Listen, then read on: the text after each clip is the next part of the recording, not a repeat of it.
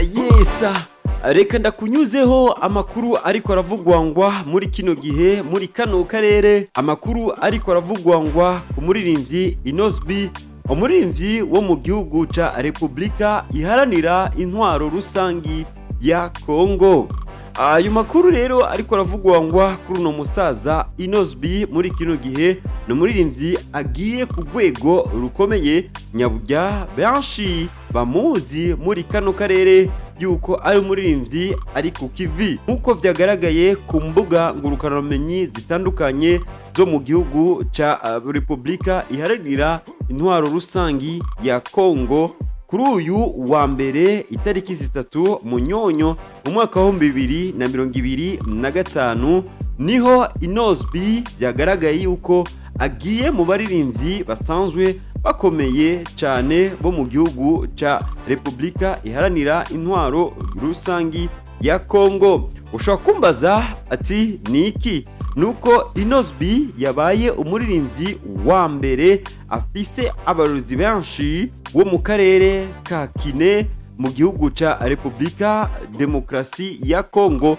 Ndazi aho benshi baciye bamenya ahariho nuko umuririmbyi Inosbi akaba akwijije abamukurikirana canke followers kugo rubuga rwiwe rwa TikTok abarenga imiliyoni 5. Akaba rero abaye uwa mbere inyuma y'umuririmbyi Fally Ipupa wewe yarasanzwe afise abarorezi miliyoni 4 n'ibihumbi amajana 4. Yarasanzwe akurikiwe n'umwigeme Ribo yarasanzwe afise abamukurikirana barenga imiliyoni 2 n'ibihumbi amajana 2.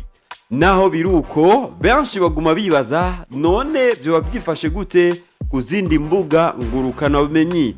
Wibuke neza yuko Inosbi ku rubuga rwiwe rwa page yiwe ya Facebook gushika ubu afise followers canke abasanzwe bamukurikirana barenga imiliyoni 3. Naho biruko benshi bavuga bati ku rubuga hoho rwa YouTube Inosbi yoba byifashe gute.